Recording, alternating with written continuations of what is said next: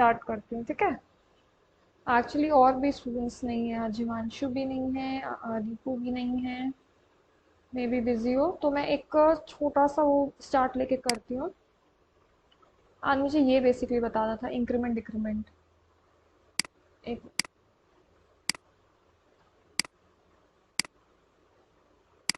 ये दिख रहा है नोट पैड?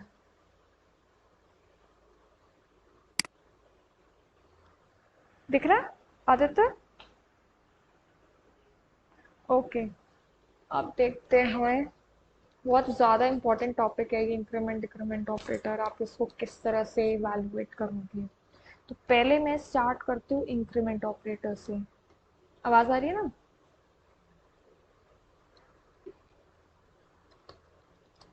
सबसे बड़ी बात, ये हमेशा आपके इंटीजर्स पे ही वर्क करेगा। अगेन कोई फ्लोट कोई कैरेक्टर पे वर्क नहीं करेगा, तो आपको हमेशा डेटा टाइप इसका इंट लेना पड़ेगा, ठीक है। अब इंक्रीमेंट डिक्रीमेंट और इंक्रीमेंट ऑपरेटर पहली बात तो पढ़ते हैं। दो तरह से आप इसे इंक्रीमेंट पढ़ते हो। First is your post increment, sorry, post increment operator, और सेकंड है आपका प्री इंक्रीमेंट। दो है, पोस्ट इंक्रीमेंट और प्री इंक्रीमेंट। इसको रिप्रेजेंट कैसे करते हैं? पोस्ट मतलब बाद में, कोई भी डेटा टाइप आप ले लो, कोई भी वेरिएबल ले लो, पोस्ट, और ये होता है प्लस प्लस ए।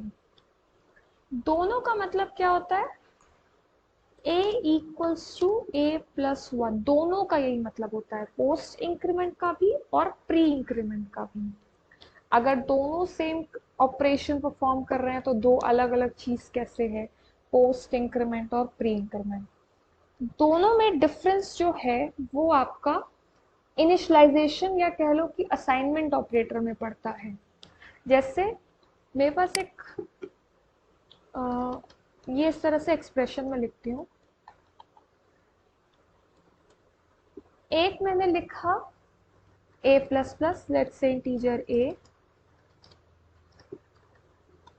3, ये मैंने लिखा। एक आप सिंपल ये करते हो a equals to a plus one, और इसके ही बिहाफ में सेम चीज, यानी ये वाली लाइन और ये वाली लाइन दोनों सेम है। अगर आप उस वेरिएबल की वैल्यू बाय व्हाट इंक्रीमेंट कर रहे हो तो दोनों का आपका जो एक्सप्रेशन है वो सेम होगा। अब मैं बात करती हूँ, ये है आपका पोस्ट इंक्रीमेंट।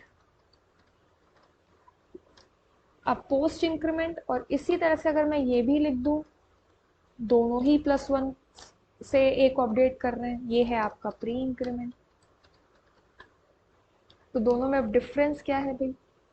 डिफरेंस आपका यहाँ पड़ता है। लेट्स से मैं एक और वेरिएबल लेती हूँ, सपोज करो एस लेती हूँ, ठीक है। आपका यहाँ पे डिफरेंस पड़ेगा पोस्ट और प्री में कि एस की वैल्यू कैसे अपडेट होती है। सॉरी, यहाँ पे आपका डिफरेंस दिखाई देता है कि पोस्ट इंक्रीमेंट और प्री इंक्रीमेंट में इंक्रीमेंट से पहले एस को वैल्यू असाइन जाएगी कि बाद में, ठीक है। इसमें देखो, जब हम पोस्ट की बात करते हैं, जब हम पोस्ट की बात करते हैं तो पहले एस में, पोस्ट मतलब हो गया एक तरह से कि आप प्लस प्लस बाद में कर रहे हो, पोस्ट इंक्रीमेंट, और पहले जितने भी आपको असाइनमेंट ऑपरेटर है वो आपको परफॉर्म करना पड़ेगा। तो यहाँ पे जो एस की ए की वैल्यू है वो पहले एस में जाएगी, उसके बाद आपका ए की वैल्यू अपडेट होगी। कहने का मतलब है इसमें दो ऑपरेशन हो रहे हैं। देखो, इस वाली लाइन में s equals to a plus plus में दो ऑपरेशन है। एक है आपका ये और एक है आपका ये। इन दोनों को अगर मैं शॉर्ट हैंड में करूं तो ये आपका एक्सप्रेशन बनता है, ठीक है। अब बात ये उठती है कि दोनों में से पहले कौन सा ऑपरेशन होगा, ये वाला होगा असाइनमेंट वाला होगा कि इसके वाला ए की वैल्यू अपडेशन वाला होगा। दोनों, इस केस में पोस्ट के केस में बता रही हूँ। कि पहले s में वैल्यू a की जाएगी कि पहले a की वैल्यू अपडेट होके फिर s में जाएगा। तो पोस्ट इंक्रीमेंट में क्या होता है, पहले वैल्यू s में जाएगी, जो इनिशियल a की वैल्यू होगी, ओल्डर वैल्यू होगी, वो s में जाएगी। उसके बाद a की वैल्यू अपडेट हो जाएगी। ये इसके कहने का मतलब है जब आप पोस्ट इंक्रीमेंट की बात करते हो, कि पहले आपका जितने भी पहले एक्सप्रेशन है, मतलब ऑपरेशन है, जैसे असाइनमेंट ऑपरेटर है, वो आप पहले परफॉर्म करोगे, उसके बाद आप a की वैल्यू अपडेट करोगे। जब हम प्री में देखते हैं, प्री में भी सेम चीज है कि पहले s में a की वैल्यू जाएगी या फिर a की वैल्यू पहले इंक्रीमेंट हो जाएगी। ये किस केस में होगा, तो इस केस में क्या होता है, उल्टा हो जाता है। ये चीज बाद में होगा,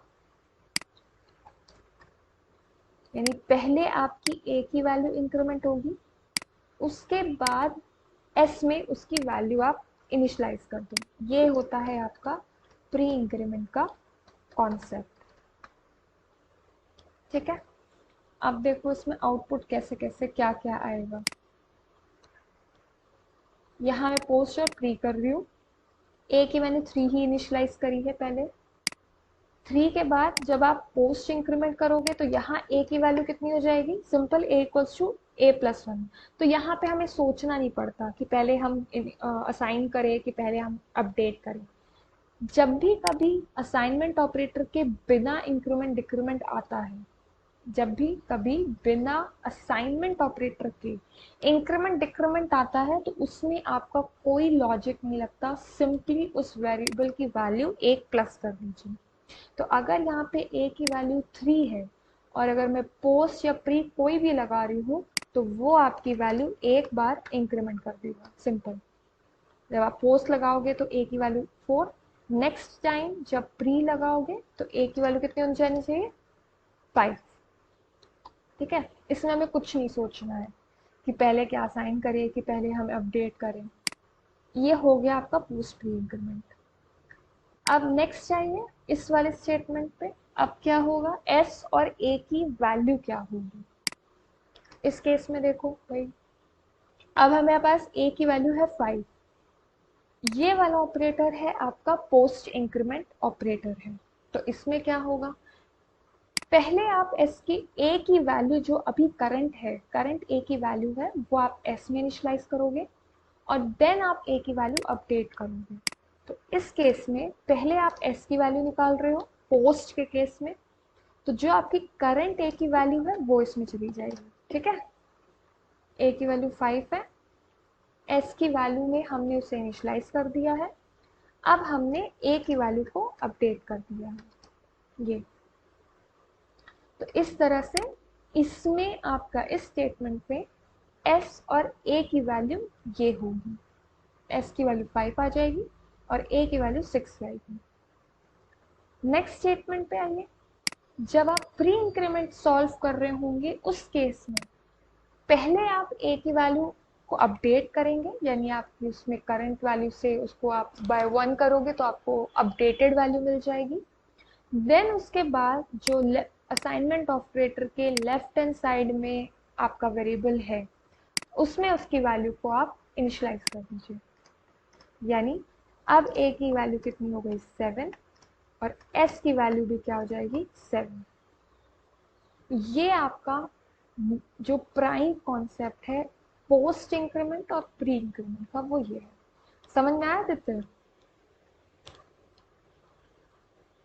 ये पूरा समझ में आया। ठीक है, क्वेश्चन हमेशा इसके इसी तरह से आता है कि आपको एक्सप्रेशन दिया जाएगा, उसमें आपको प्री इंक्रीमेंट पोस्ट इंक्रीमेंट तरह तरह के उसमें आपको ऑपरेटर्स मिल जाएंगे, उसको आपको सॉल्व करके उसका आउटपुट प्रिडिक्ट करना होता है। ध्यान रखना, ये हमेशा आप टर्बो सी पे ही प्रिंट करवाना, टर्बो सी का कंपाइलर ही लेना, अदरवाइज देव C++ या उसमें क्या कहते हैं विजुअल स्टूडियो में आपको ये कॉन्सेप्ट देखने को नहीं मिलेगा। उन्होंने जिस तरह से करा है वो जस्ट एक लेफ्ट टू राइट स्कैन करते जा रहे हैं, जैसे इंक्रीमेंट ऑपरेटर आ रहा है वैसे उसको सॉल्व करता जा रहा है, वो गलत है। टर्बो सी में करना जब भी इसके आप कोई भी प्रोग्रामिंग या कोई भी आउटपुट बेस्ड प्रोग्राम देखो, कोड करो, तो वो हमेशा टर्बो सी में करना। ठीक है, तो ये है आपका कॉन्सेप्ट है इंक्रीमेंट ऑपरेटर का। अब जैसे दूसरा मैं एक और क्वेश्चन लेती हूँ। सपोज करो बी लेते हैं जिसकी वैल्यू है -1 और इसमें वैल्यू लेते हैं x, और मेरे पास कुछ इस तरह से एक्सप्रेशन आता है, this one. Now question will be what is the output of the following code. So x equals to %d। मैं इसलिए नहीं कर रही टर्बो सी पे बिकॉज ये आपका स्क्रीन विजिबल नहीं होगा, वो प्रेजेंट नहीं करता है टर्बो सी पे, ये हट जाएगा गूगल मीट, इसलिए मैं आज नोट पैड पे आपको करके बता रही हूँ। Sorry, then b equals to %d and then x comma d।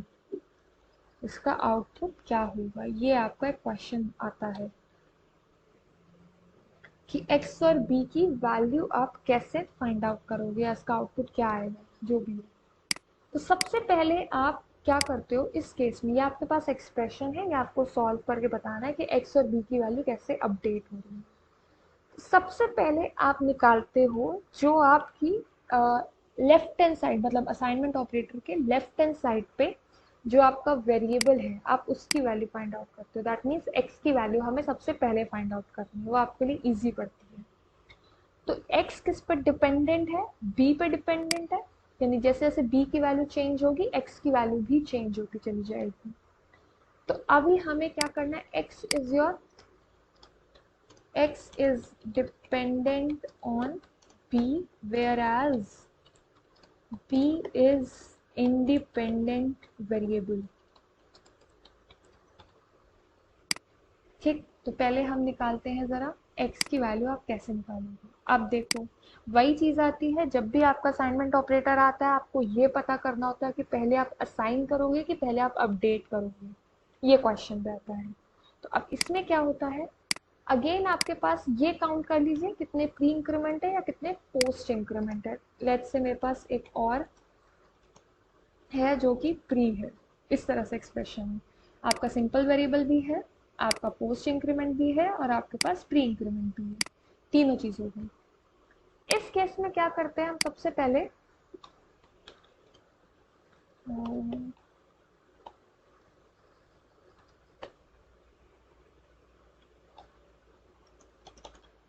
हाँ, तो हमें पहले फर्स्ट हमें इन जो आपके डिपेंडेंट वेरिएबल है यानी एक्स, उसको हम पहले फाइंड आउट करते हैं।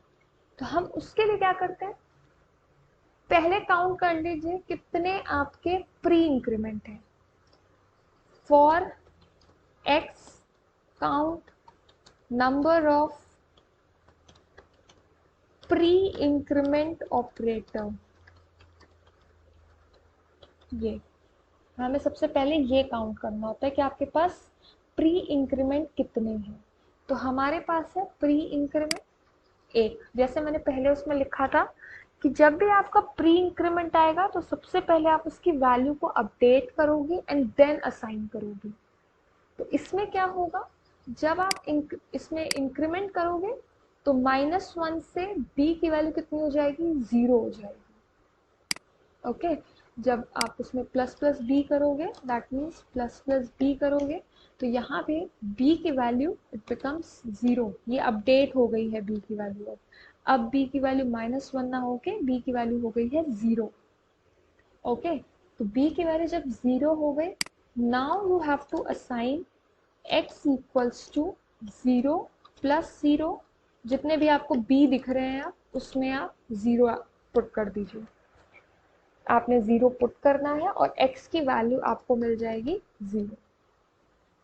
इस तरह से आपको ये सॉल्व करना है, ना कि आप ये करना कि इस वाले b प्लस प्लस में आपने -1 रखा, इस वाले b में आपने 0 रखा और इस वाले पे 0 रखा, ऐसे नहीं होता है। अब आपके पास जो अपडेटेड वैल्यू है b इक्वल्स टू 0 वो सारे b पे अप्लाई होगी, रादर देन कि जिसने उसको 0 किया। बात समझ में आई? ठीक है। तो ये चीज ये ध्यान रखना है कि यहाँ पे -1 या यहाँ पे सिर्फ -1 से कुछ नहीं होगा, आपको हर बी में अब 0 ही पुट करना है, तो आपकी x की वैल्यू फाइंड आउट हो जाएगी। नेक्स्ट केस अब हमें निकालना है b की। उस b के लिए आपको क्या करना है, जो यानी इंडिपेंडेंट वेरिएबल है, उसके लिए आपको काउंट करना है number of post increment operator. अब आपको क्या करना है, b को फाइंड आउट करने के लिए पोस्ट इंक्रीमेंट ऑपरेटर काउंट करना है। तो यहाँ पे आपके पास सिर्फ एक b प्लस प्लस है, पोस्ट है, तो यहाँ पे जो भी आप एक बार b की वैल्यू प्लस प्लस कर दीजिए। तो b प्लस प्लस जब आप करोगे तो उसमें b की वैल्यू 0 से क्या हो जाएगी, 1 हो जाएगी। ठीक है, ये 0 है, अब उसने b प्लस प्लस करा तो b की वैल्यू हो गई 1। तो यहाँ पे जब आप आउटपुट देखोगे तो आउटपुट आपका कुछ इस तरह से आएगा, x की वैल्यू 0, b की वैल्यू 1। ये आपका फुल एंड फाइनल आउटपुट होगा। इसको टर्बो सी पे रन करो, ज़्यादा बेटर है, सही आपको कॉन्सेप्ट भी समझ में आ जाएगा, उसी कॉन्सेप्ट के हिसाब से वो आपका आउटपुट देता है। ठीक है,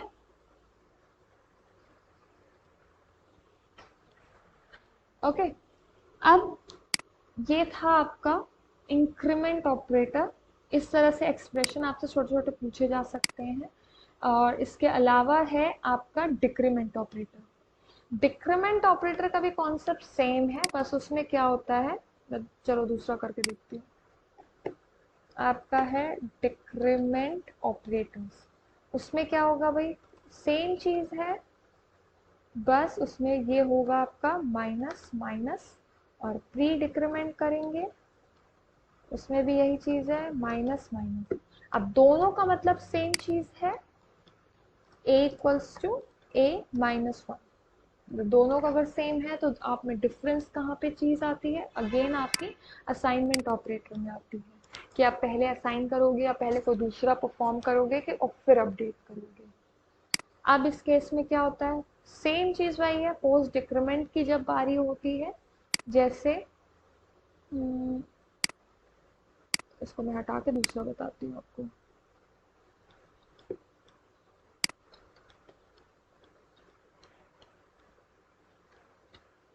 ये इसको मैं बताती हूँ डिक्रीमेंट के टर्म्स में, कि b की वैल्यू आपके पास 10 है। आप चाहे इसको आप ऐसे लिखिए, चाहे आप इसको ऐसे लिखिए, या तो आप इसको प्री डिक्रीमेंट के तौर पे लिखेंगे तो भी आपका सेम चीज है, कि b की वैल्यू कितनी होनी चाहिए, b की जो अभी करंट वैल्यू है उससे आप -1 कर दीजिए। और सेम चीज यहाँ पे पोस्ट डिक्रीमेंट में अगेन b की वैल्यू जो है वो b की वैल्यू -1 कर दीजिए, इसमें कोई फर्क नहीं होगा। तो यहाँ पे जब आप फर्स्ट वाला प्री डिक्रीमेंट सॉल्व करोगे तो b की वैल्यू आपको मिल जाएगी 9। ठीक है, एक बार आपने डिक्रीमेंट किया, सेम चीज जब आप यहाँ करोगे तो b से अब कितनी हो जाएगी, वो 8। तो ये है आपका पोस्ट डिक्रीमेंट और प्री डिक्रीमेंट। सिंपल, इसमें कोई असाइनमेंट ऑपरेटर नहीं है, सिंपल आपका डिक्रीमेंट ऑपरेटर है, तो इसमें आपको ज़्यादा लॉजिक लगाने की कोई ज़रूरत नहीं है। अब आते हैं जब आप कोई डिपेंडेंट और इंडिपेंडेंट इक्वेशन के टर्म्स में देखते हैं। लेट्स से x की वैल्यू b पे डिपेंडेंट है,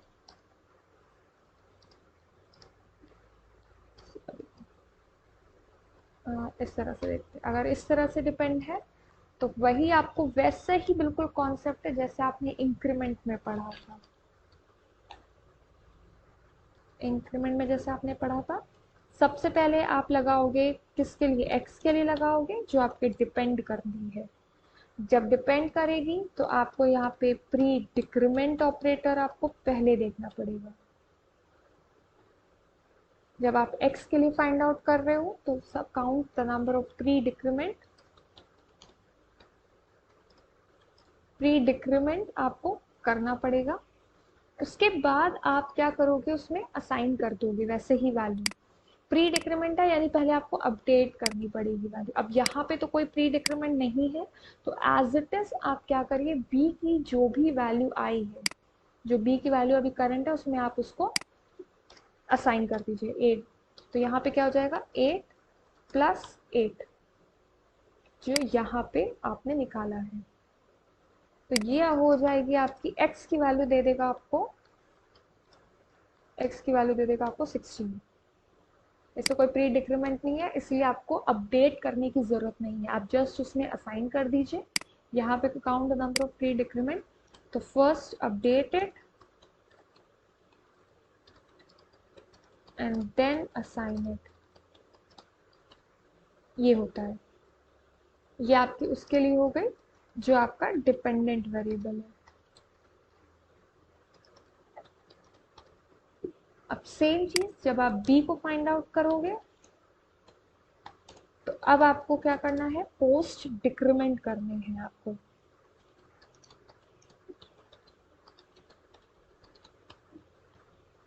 पोस्ट डिक्रीमेंट पे यानी आप x की b की वैल्यू आप पहले अपडेट कर दोगे, यानी इसमें क्या हो जाएगा, पहले आप b की वैल्यू अपडेट करोगे एंड देन उस वैल्यू को आप असाइन करोगे, ये है। और ऊपर क्या था, पहले आप उसे, एक मिनट क्या हो रहा है, पोस्ट डिक्रीमेंट में नहीं, उल्टा लिख दिया मैंने शायद।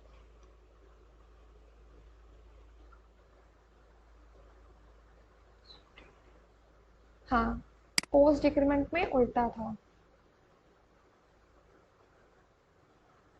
नहीं, इसमें तो खाली जब b की वैल्यू निकल रही है ना, तो उसमें x की वैल्यू नहीं जाएगी। ओके, इसमें सिर्फ सिर्फ आपको क्या करना है, उसमें count the number of post decrement, उसमें b की, उसकी b की वैल्यू खाली मिल जाएगी आपको, जैसे यहाँ पे है। यहाँ पे b की वैल्यू यहाँ पे 8 है। अब इसको अपडेट करोगे, तो जब अपडेट करोगे तो यहाँ पे आपकी b की वैल्यू बस -1 होनी चाहिए बस। ठीक है, तो ये आपकी b की वैल्यू क्या दे देगा, सिंपल 7। एक आप डिक्रीमेंट कर रहे हो तो वो आपको दे देगा 7। ठीक है, यहाँ पे क्या था, count the number of pre decrements. Pre decrement क्या कर रहा था, फर्स्ट अपडेटेड, यानी पहले b की वैल्यू आप उसमें अपडेट कर दीजिए एंड देन असाइन इट, और तब उसके बाद आप सारे b में जितने भी आपको b दिख रहे हैं उसके बाद असाइन करिए। कहने का मतलब इसमें ये था कि उसके बाद जितने भी पूरे एक्सप्रेशन में आपको b दिख रहे होंगे आप उसको उसमें असाइन कर दीजिए जब आपको प्री डिक्रीमेंट है। लेट्स सपोज एक और एक्सप्रेशन में करके देखती हूँ, ये इसमें प्री भी है और पोस्ट भी है। अब इसमें क्या होगा, ये वाला, इसमें अगेन x के लिए जब हम फाइंड आउट करेंगे तो हम प्री डिक्रीमेंट देखेंगे। तो हमारे पास एक प्री डिक्रीमेंट है, तो आप उसको वैल्यू पहले अपडेट कर दीजिए b की, तो क्या हो जाएगी 7। अब उस 7 को पूरे b में असाइन करिए, सारे जितने भी एक्सप्रेशन में b हैं उसको फाइंड आउट, x को फाइंड आउट करने के लिए आप उसमें असाइन कर दीजिए। तो इस b की वैल्यू हो गई 7, इस b की वैल्यू हो गई 7 और इस b की वैल्यू हो गई 7, तो ये आपका दे देगा 21। ये इस तरह से x की वैल्यू फाइंड आउट होगी। अब आप जब b की वैल्यू अपडेट करने चलोगे तो आपको पोस्ट डिक्रीमेंट फाइंड आउट करना पड़ेगा, ये है b। तो अगेन b की वैल्यू आपकी क्या हो जाएगी, 6 रादर देन 7। अब 7 नहीं है, अब b की वैल्यू आपकी 6 है, यानी पहले उसने x को अपडेट कर दिया, पहले उसने x को अपडेट कर दिया, उसके बाद उसने b को और अपडेट कर दिया। तो अब फाइनल जो होगा, फाइनल इन द सेंस जब आप इसको प्रिंट कराओगे, x equals two percent d and b equals two percent d, तो यहाँ पे आपकी x इक्वल्स टू, जो आपने ऊपर निकाला 21, और न्यू लाइन में आपका आ जाएगा b इक्वल्स टू 6। ये आपका आउटपुट होगा। समझ में आया आदित्य, ये आ गया। ठीक है, तो ये आपका इंक्रीमेंट डिक्रीमेंट जो लास्ट ऑपरेटर बचा था वो ये है। इस पे क्वेश्चंस आपको उस वाली शीट पे मिल जाएंगे, उस वाली शीट में है इंक्रीमेंट डिक्रीमेंट के। नहीं है, चलो ठीक है, मैं बना के देती हूँ सारे ऑपरेटर्स के और भी जितने हैं। कॉन्सेप्ट समझ में आया ये? ठीक है, कुछ पूछना है बताओ फिर। ओके। हाँ रिवीजन, हाँ अब मुझे लग रहा है रिवीजन ही चल रहा है एक तरह से। आई गेस इतना समझ में आ गया होगा कि आप इफ एल्स और ये सब समझ पा रहे होगे आसानी से। ठीक है। हाँ ऑपरेट, क्योंकि अब जो कनेक्टेड थे, देखो सेकंड वाली यूनिट से सारे कनेक्टेड थे वो, अगर आप ऑपरेटर नहीं करोगे तो आगे आप इफ एल्स स्विच और लूप्स नहीं पढ़ पाओगे। ठीक है। तो नेक्स्ट टॉपिक में फंक्शन स्टार्ट कर सकते हो, मैं दूसरों से भी पूछ लूंगी। और फंक्शंस, हाँ एक्चुअली वो बहुत लंबा टॉपिक है, उसको चाहिए भी टाइम।